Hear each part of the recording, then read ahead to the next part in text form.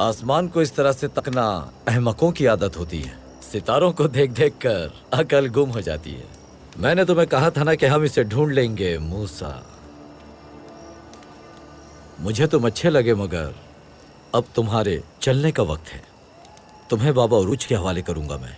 हाँ, मैं तुम्हारा ही इंतजार कर रहा था। मैंने तुम्हें भागते हुए पकड़ा है, क्या ये इंतजार है तुम्हारा? मैं बाबा उरूज से खौफजदा हूँ। मैंने देखा है वो बहुत जुनूनी है, बोलता भी बहुत है वो, और मुझे बेमकसद किसी की बकवास सुनने की आदत नहीं। देखो, खाना तैयार हो गया। खाने के बाद बाबा उरूज के पास चलते हैं। उम्मीद है तुम्हें ये खाना पसंद आएगा।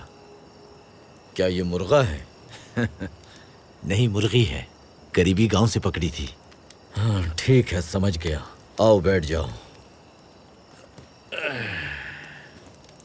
तुम्हें ये चूहा कहाँ से मिला? हमारी मुलाकात उस कैद खाने में हुई थी जहां हम बंधे हुए थे।